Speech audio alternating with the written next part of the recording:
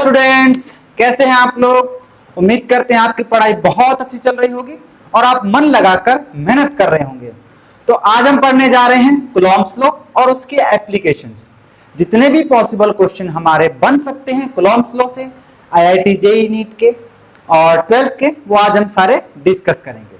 तो चलिए स्टार्ट करते हैं इलेक्ट्रिक चार्ज एंड फील्ड का lecture number 4। Coulombs law. Coulombs law क्या है? हमें दो चार्ज के बीच में जो फोर्स वहां पर लगा हुआ है उसे कैलकुलेट करने का हमें फॉर्मूला देता है।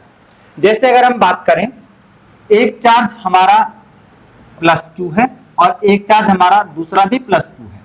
हाँ, पहले चार्ज को लेकर एक चीज डिस्कस कर लेते हैं कि हमें ये पता है कि लाइक चार्ज रिपेल करते हैं एक दूसरे को और जो अनलाइक चार्ज हैं वो अट्रैक्ट करते हैं।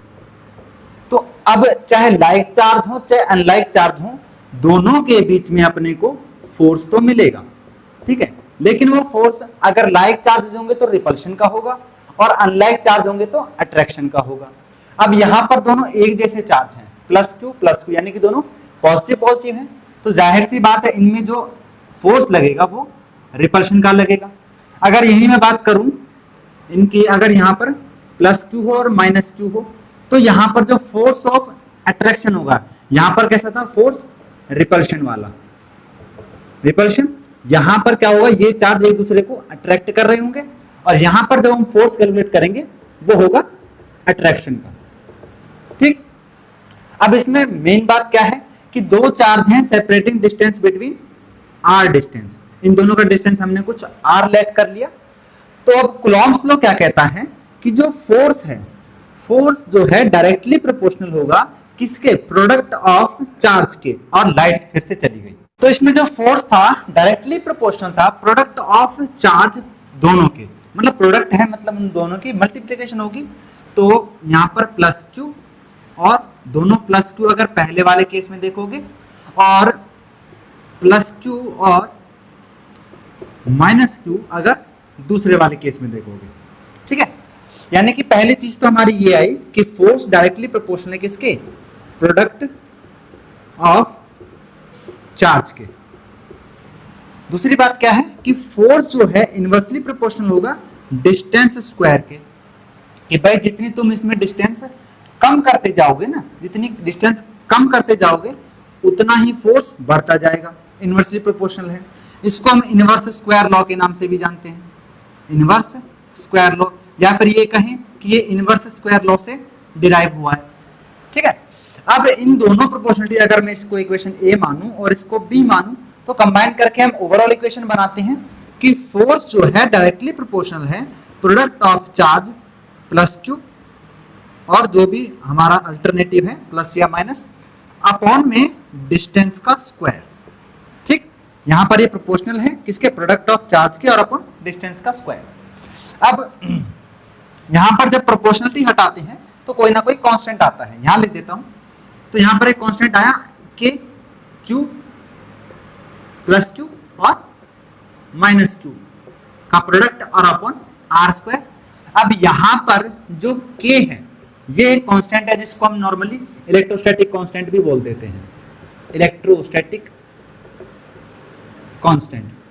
अब इसके बारे में बात करते हैं। इलेक्ट्रोस्टैटिक कांस्टेंट, इलेक्ट्रोस्टैटिक कांस्टेंट की वैल्यू होती है 9 × 10⁹। अगर यूनिट निकालनी हो, एग्जाम में कई बार पूछ लेते हैं, तो हमें याद नहीं करनी है, हमें यहां से निकाल लेना है। कैसे? ये फॉर्मूला है कि F = K Q upon r square. K की यूनिट निकालनी है तो K निकलेगा, क्रॉस मल्टीप्लिकेशन करवा दो तो FR² upon Q and Q। अब इनकी यूनिट्स रख दो, जैसे कि फोर्स की होती है न्यूटन, डिस्टेंस की मीटर स्क्वायर, क्योंकि यहाँ पर स्क्वायर है, और अपॉन में कुलॉम इंटू कुलॉम यानी कि कुलॉम स्क्वायर, यानी कि यूनिट आएगी न्यूटन मीटर स्क्वायर और कुलॉम इनवर्स। कुछ भी रटने की जरूरत नहीं है, ये यूनिट आ गई तो यहाँ पर लिख सकते हो newton metre square coulomb square inverse, ठीक है।